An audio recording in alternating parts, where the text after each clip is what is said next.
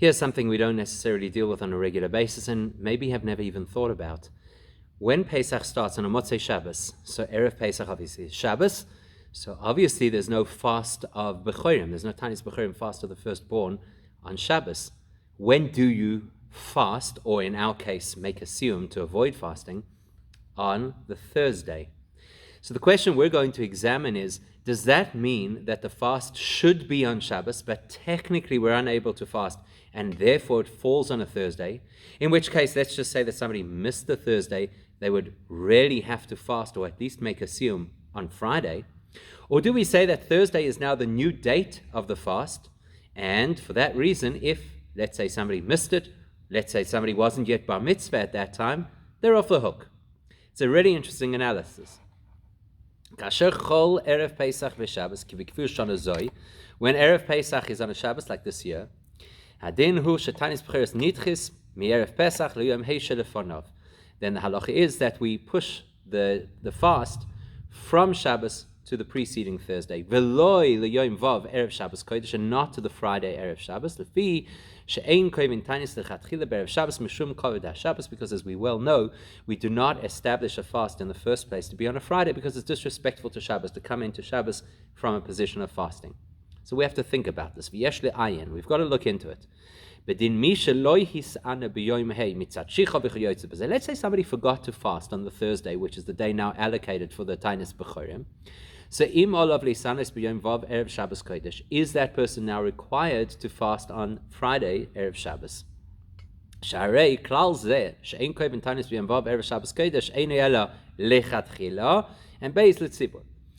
do we say that the idea of not fasting on a Friday is only in the first instance? Like, we avoid fasting on a Friday, but if there's no choice and it's b'diavad, maybe you have to. Also, not fasting on a Friday is generally for the community, and here we're dealing with an individual. So, and basically, maybe the halacha is different over here because this is by accident. The day passed, the person did not fast on Thursday. Now it's Friday, maybe they should have to catch it up. And we're talking about an individual, not the community, so maybe the prohibition against fasting on a Friday doesn't exist in the first place. So in order to understand this question, we have to examine the idea of postponing the fast. It's not really postponing, it's pushing the fast to a different date. Why do we do it? There's two ways to understand the nature of the shift of the date of the fast. One possibility is Ataynis b'yom hei tashlumin Erev Pesach Shabbos, b'etzem achiv kaim b'omed al yom Erev Pesach Shabbos. So one way to look at it is that by rights we should fast on Erev Pesach always. It just so happens that it's Shabbos, so therefore to compensate we have to move it to another date.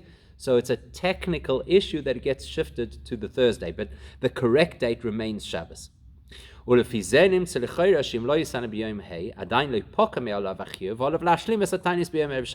logically, if a person forgot to fast then on the Thursday, the obligation to fast is still there because the correct date was actually Shabbos. We just couldn't fast on Shabbos. So if the obligation to fast remains, then by rights the person should fast now on a Friday.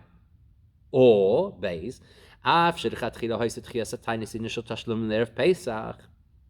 or we could answer that yes, technically the only reason we moved the fast from Shabbos to Thursday is because you don't fast on Shabbos. And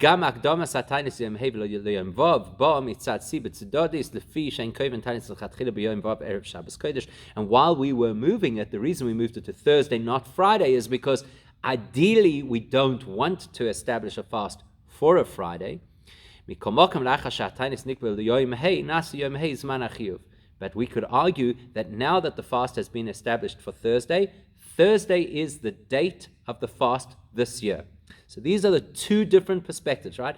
Either the date of the fast is Shabbos, but practically we cannot fast on Shabbos. That's why we fast on Thursday.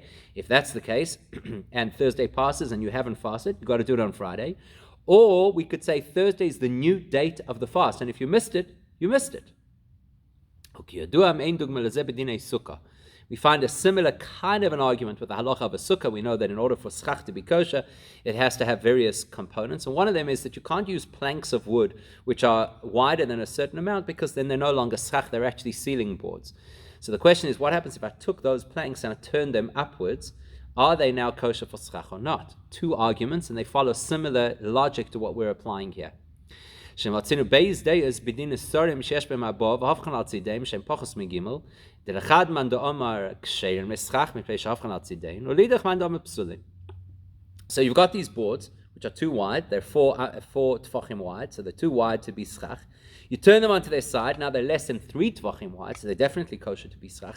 One opinion says that's great, and the other opinion says no, they were disqualified. It doesn't help that you now turn them. They have been defined as disqualified. So the other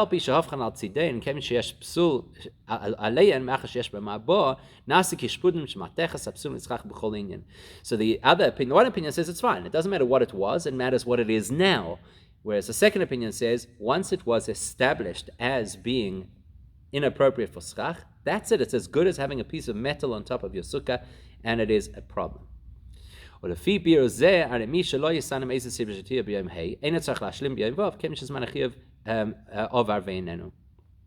we can apply the same kind of logic over here. Do we say that you can shift the reality? So the date was meant to be on Shabbos, but circumstantially we've now pushed it to Thursday. So if Thursday passes, it is still considered the date of Shabbos, like that plank of schach that is still considered inappropriate. It doesn't matter that you've changed it now, it still actually keeps its inherent essential definition. Or do we say once it's moved, it's moved? And therefore, it's now Thursday, you forgot to fast, well, that was the day, and you're off the hook. Surely the most obvious way to compare this would be to take a fast and compare it to another fast. And let's compare a fast that gets pushed earlier to a fast that gets pushed earlier, which is Tainus Esther. Usually fasts are pushed later, but Tainus Esther is brought earlier if Purim should coincide with a Sunday. So kasher chol Purim b'yom Aleph, she'oz nitchis Tainus Esther mi yom Yud Gimel ad l'yom Hei shelefonav. So if Purim is Sunday, you don't fast obviously on Shabbos, and you don't fast on Friday for the same reason we've just said, that we don't look to make a fast day on a Shabbos. So the fast of Esther gets pushed forward to Thursday. So hine lefi psak haramo im chol boy b'yom Hei bris milah mutar lechol ala milah ulemocher b'yom vav yisanu ha'oichlim. So there are more paskins that if a bris coincides now with this displaced Tainus Esther, then you eat the Sudas mitzvah of the bris, and you fast on Friday to compensate for the fact that you did not fast on Thursday. And now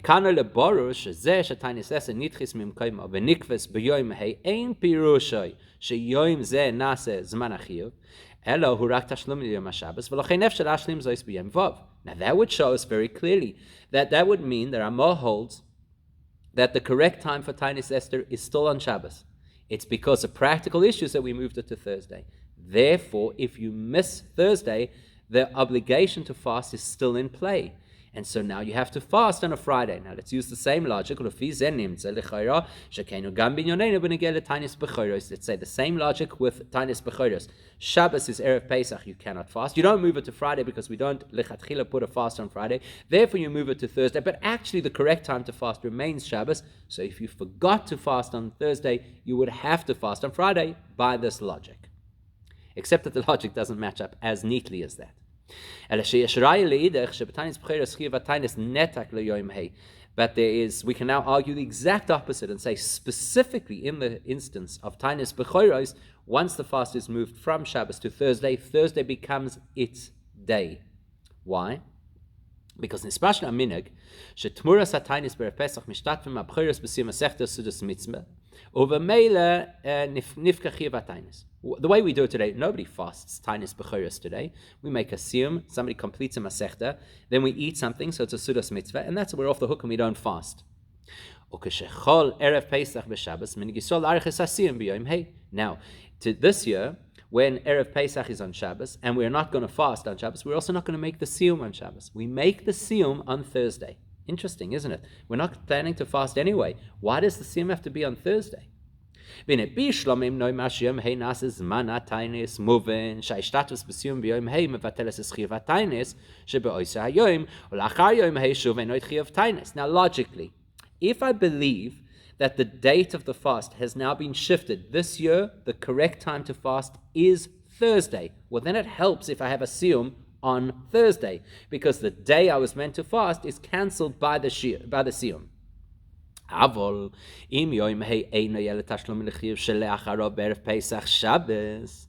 But if really the correct day to fast remains Shabbos, and I'm only fasting on Thursday because practically you don't fast on Shabbos, then how does it help to make a siyum on Thursday to neutralize the obligation to fast on Shabbos? Logically,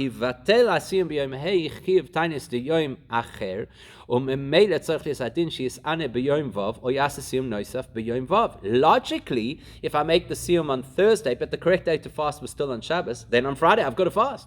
Or at the very least, on Friday I have to make a siyum. Again, an additional siyum. So, who says that the fast of the firstborns is the same as Tainis Esther? Tainis Esther is simple. It gets moved forward, and we see that now becomes this correlation, so to speak, between Shabbos and Thursday. Thursday is the practical time to fast. If you don't get to fast, we push it off to Friday, because really Shabbos is still the time to fast. But with Tainis Bechorim, if the goal was that you have to cancel the fast through having a siyum, then the siyum should be on the day when the fast is meant to be. Or if the siyum was on an earlier day, the fast should still be an obligation. Okay, so the l'chayra yesh litchois k'mo shekosov kam achronim shepiulas hasim be'erev Pesach ina rak b'zeh shu goyim heter achila ela gam she'asim bo b'mkoim hatainis. So perhaps we could explain, well, hang on a second. The objective of the siyum is not to have a get out of fasting free card. The objective of the siyum is it takes the place of the fast. So whenever the fast was going to be, had you fasted on Thursday, your obligation would be discharged. Now that you're having a siyum on Thursday, that is as good as if you had fasted, so your obligation is discharged. After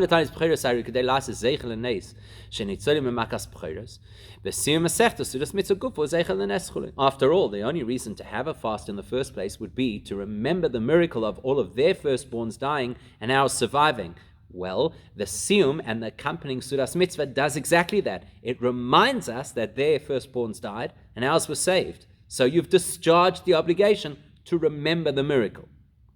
Valpizeh, if we use that logic, dai b'siyum sheyom hey af im nimkoit shechiv atainus boy ena letashlum l'erev Pesach ki arichas asim v'tzias odom midei chivas asiyas zechel hanes v'chulei. And if that's the case, do the siyum on the Thursday. You have done everything that you are required to do. The siyum is a replacement for the fast, and the siyum reminds us of the miracle.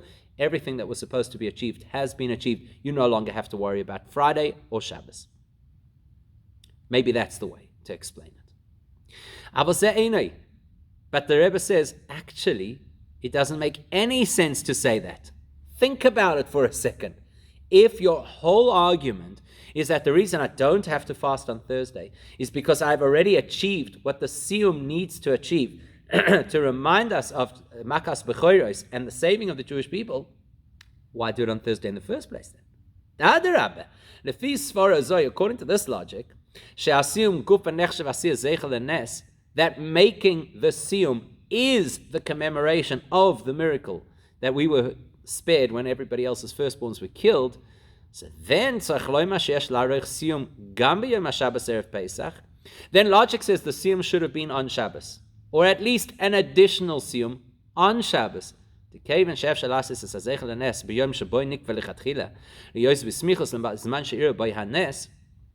If logically I am able to make the siyum at the correct time, when I should be remembering the miracle of the sparing of the firstborns, which is Erev Pesach, if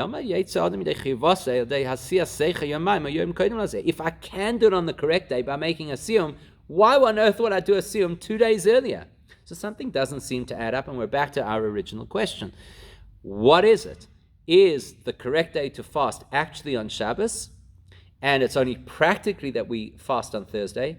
Or is Thursday now, for this year, the correct day to fast? And therefore, if you miss it, you miss it. And if you make your siyum then, you've made your siyum, which seems to be more logical, because ultimately, if it's as we've argued, that really the fast is supposed to be Shabbos, but practically you fast on Thursday, but you can discharge the fast by having a siyum, well then the siyum could have just been on Shabbos in the first place, instead of going in this whole roundabout fashion. What is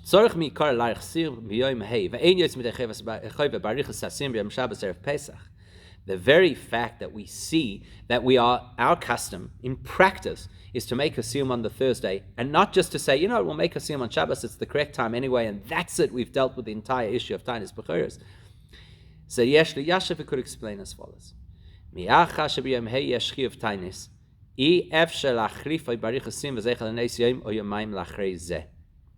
So we have to conclude that Thursday is a day you are meant to fast. And if Thursday is a day that you are meant to fast, then it's not going to help to have a siyum 2 days later on Shabbos and use that to say, so today I don't have to fast because there's a pending siyum. Nevertheless,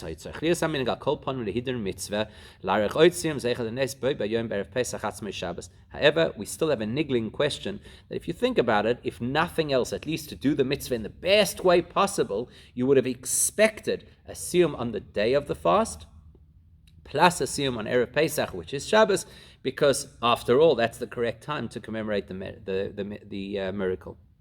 The fact that, and we know this absolutely, that there is no custom to make a siyum on Shabbos Erev Pesach, that proves kanal. It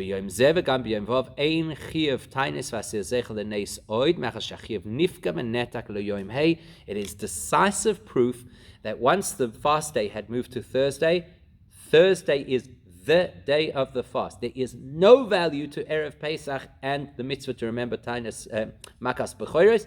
It's done. So we can conclude safely that once we displace the fast to the preceding Thursday, that now becomes the date of the fast.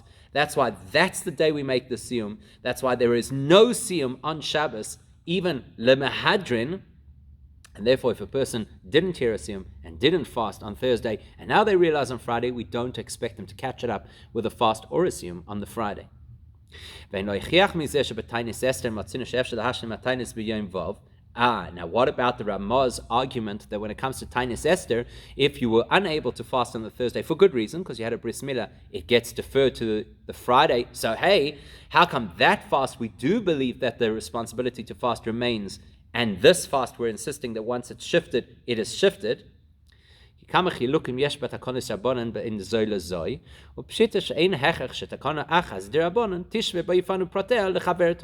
reason for that is because Tainis Esther is rabbinic, and Tainis B'choros is rabbinic, and when the Rabbanon made Gezeros, they don't have to be identical. And very often there are elements that are separate and different between the two. More specifically, B'frat binyoneinu, there's a really good logical reason to distinguish between the fast of Esther and the fast of the firstborn. Because Tainis Esther nikba bizmana b'yud gimel adar ki b'yom zen nikalu lamed al nafsho. The fact that Tainis Esther was originally meant to be on the 13th of Adar is because that is the day that the Yidden got together to fight off their enemies.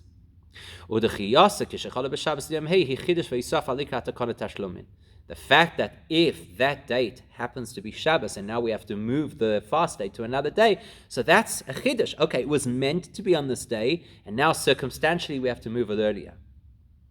But Tainis B'choros, if you think about it, in the first place is not on the date when the event happened. When did the B'chorim die? On Pesach. When do we fast? A day earlier. That means that the way that the fast was designed in the first place was never to be on the original date.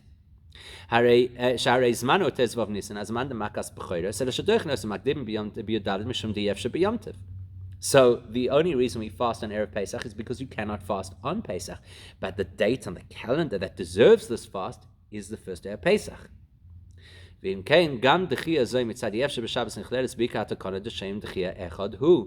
that tells you that Tainis Esther and Tainis B'choros are fundamentally different. Tainis Esther is meant to be on a certain date, and therefore if it's pushed forward and you don't get to fast on the day where it was pushed forward, the obligation to fast remains.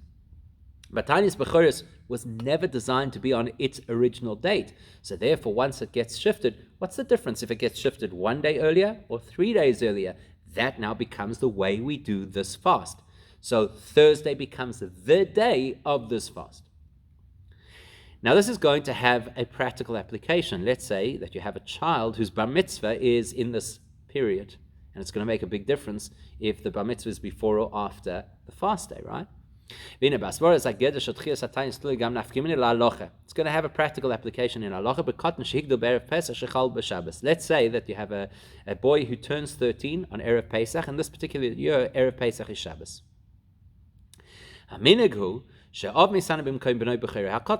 Now, a father is the one who's responsible to fast on behalf of his child when his child is not yet bar mitzvah, or in today's world, to go hear the siyum on behalf of his child when his child is not yet bar mitzvah. So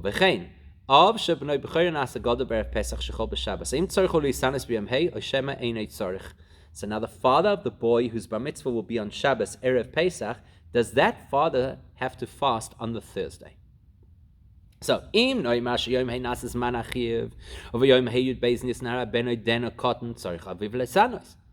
we agree that Thursday is this year's correct date for the fast, and everything about Erev Pesach was all moved to Thursday, so then on Thursday, the day of the fast, the child is still underage.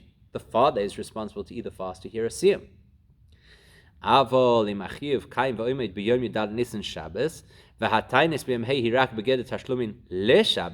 But if the correct day to fast is on the 14th of Nisan, it just so happens that you cannot do it because it's a Shabbos, and therefore we push it forward to Thursday. But if that's the case, then nimtza lechoira she'av ein moil klum b'tanis b'shvil b'noi b'yom hei ki bizman achiv Shabbos yudal Nisan ar ben gadol v'ha'av ein yochel loyitzia deich avas b'tanis v'meilei makom l'tashlumin. Now, if we're going to say that actually the date of the fast is meant to be Shabbos, then it's a waste of time for the father to fast on his son's behalf, because he's fasting before the real date really applies. Meaning, even after Thursday, the responsibility lies on any person who hasn't yet fasted to fast. So his son will have the obligation when he turns bar mitzvah on Shabbos, but now you can't fast, so what was the point of the father fasting? So that actually gives us another reason to believe that once we say the date has moved to the Thursday, the 12th of Nisan, that means that the entire concept of Tainis Bechuris has moved, because if we don't say that, we have a very illogical situation. Because im noima shatainis begeder tashlumin, nitzarch loima shebechur kotten shigde berev Pesach shechol b'Shabbos yetze min haklal, ve'ein lo chelek beinyan Tainis habechuros. Because if we're going to believe that it's just a practicality that you fast on Thursday, but by rights you should fast on Shabbos, then this boy who turns bar mitzvah on the Shabbos is going to be in an absolute halachic limbo.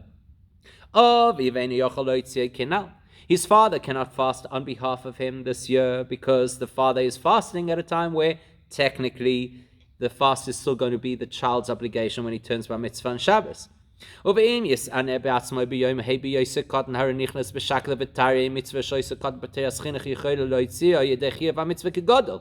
Now, if you're going to tell the child to fast on Thursday, that's another whole question which has a massive halachic debate behind it.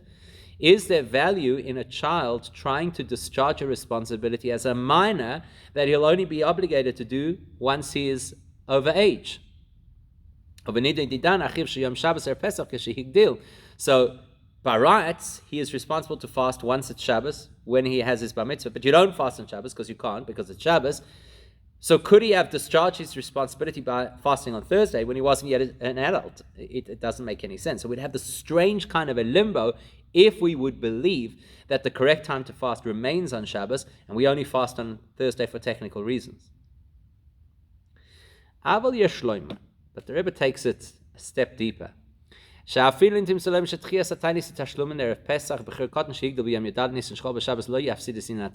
fascinating argument that the Rebbe is going to give, that there's the idea of chinuch in its most generic sense, the educational process that a young child goes through, but there's something, one step more than just plain chinuch, and that is the preparation to do a mitzvah properly.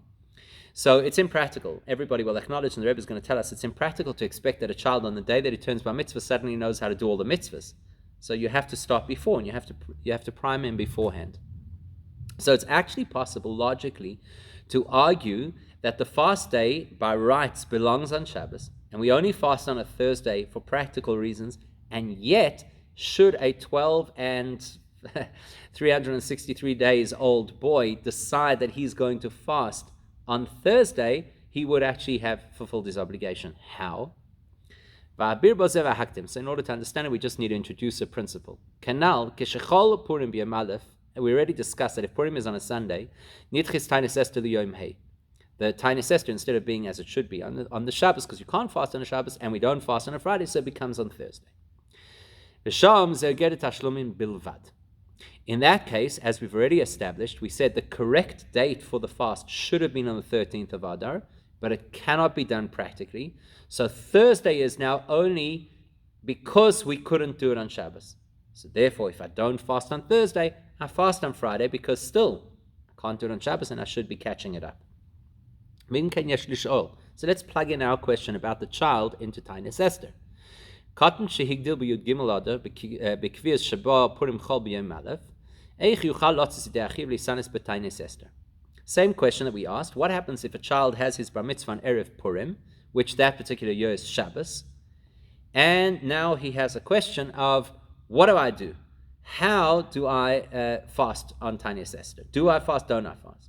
The kanal matzin shakav b'tariim b'zeh shemisana b'katnusi da lefader b'teschinach yochel lotzei sidei chiyuva b'gadlos b'yud gimel adar. Because as we've already said, there's a huge halachic debate. If you've got an individual who is not yet of age, can he discharge his responsibility by fasting on the Thursday, which is not really the correct day to fast, and now not have to fast on Shabbos, which he can't do practically, but just conceptually, has he discharged his responsibility because he'll become a bar mitzvah on the day that is actually the day of the fast? By rights, the same principle we're talking here about fasts, but the truth is it would apply to any issue where a mitzvah is brought forward because the correct date is not available. So if we're going to argue that in all of those cases it's not the correct date, we're just filling in for something we couldn't do on the correct date, so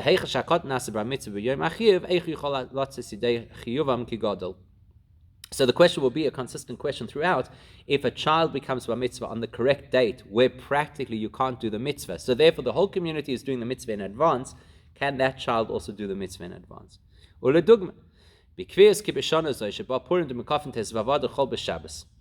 So let's look at a practical case that also happens in this year, where Shushan Purim coincides with Shabbos.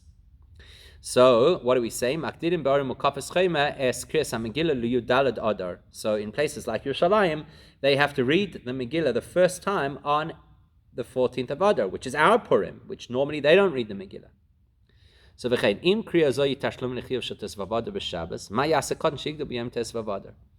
have the same kind of question, right? What happens if you have a child who turns bar mitzvah on the Shabbos?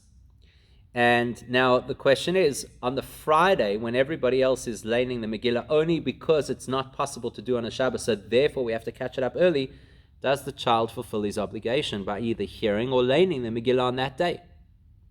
Because by rights he's only obligated the next day when he turns bar mitzvah. So Yashloimer Bazeh, we're going to explain it as follows. Al derech mash bichlal behechach loimar, shekotten val derech ze yisayim izeh ha'omet li hizgayer, mechuyev li'um b'dasilchas ha'mitzvahs. So the truth is, whatever we apply over here to a child under bar mitzvah is exactly the same thing we'll apply to somebody who goes through a process of giyur, of conversion. It's obvious that the person has to learn all of the details of all of the mitzvahs and practice them before actually becoming obligated. So like tefillin, krishma,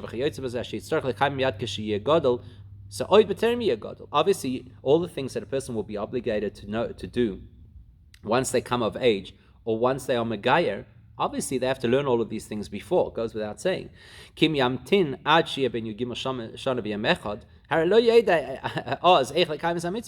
if you're going to wait until the child is actually an adult, actually has the bar mitzvah, or the person is actually converted and only now starts processing all these mitzvahs, they're not going to know what to do. So we're going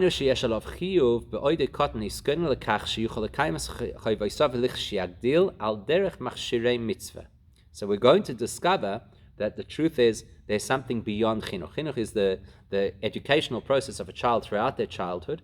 But as the person approaches their bar mitzvah, they now have an obligation to practice doing the mitzvahs in the same way as you have an obligation, for example, to buy matzah so that you can eat matzah, or bind your lulav so that you can do the mitzvah of a lulav.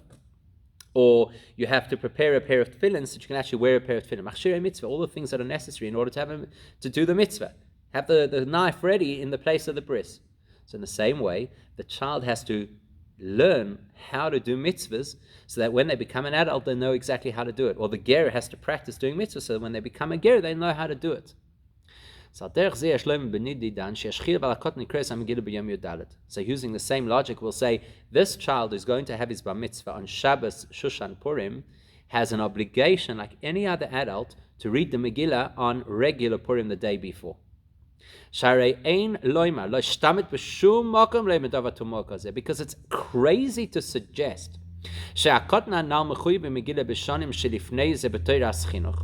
that this child is obligated to hear the Megillah every single year up until this year as part of his education. And obviously is obligated to hear the Megillah every year going forward because he'll be an adult. And then what, you're going to make a ludicrous suggestion that in the interim, this particular year where he's in this limbo halachic state, he is going to not be required to hear the Megillah? And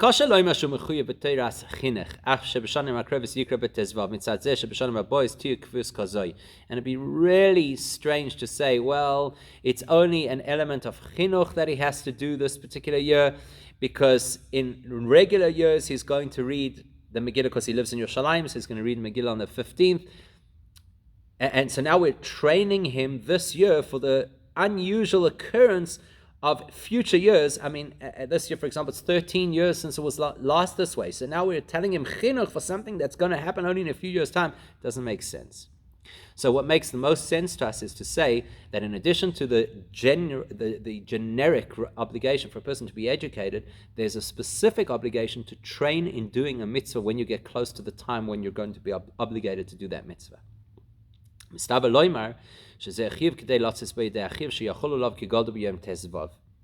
in other words, here we've got this child who, it's an incredible concept. He is reading the Megillah on Friday, regular Purim. Why? To prepare himself so that the next day when he is bar mitzvah, he will be able to fulfill the mitzvah of Megillah. Because remember, there's going to be a second time they're going to read Megillah, which is actually only going to be on Sunday. But he's going to become obligated to read the Megillah on Shabbos. This is the preparation of his entering manhood. It's not part of his chinuch and it's not part of his full obligation. It's a unique obligation to prepare yourself to be able to do a mitzvah. And this is why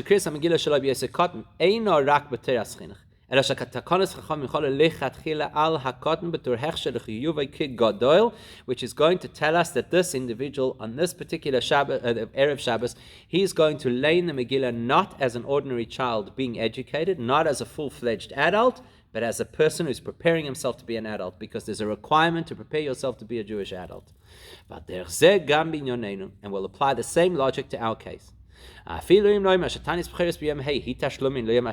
if we are going to say at the end that actually Shabbos remains the correct time for the firstborns to fast, even if we can defend that position, which would then mean that Thursday is only to fill in for Shabbos because it's not practical to fast on Thursday on Shabbos.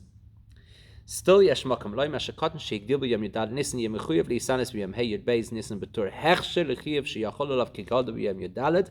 We could still argue that that child would be obligated to fast on the Thursday or today to hear a siyum, as what? Not as education and not as an adult obligation, but as this unique obligation of a person who is about to cross the threshold of being responsible to fulfill all the mitzvahs and now is responsible to train. There's an incredible insight, and of course we can apply this to other areas as well, just to appreciate that as a person reaches the state of being obligated in mitzvahs, they become responsible to train in doing those mitzvahs.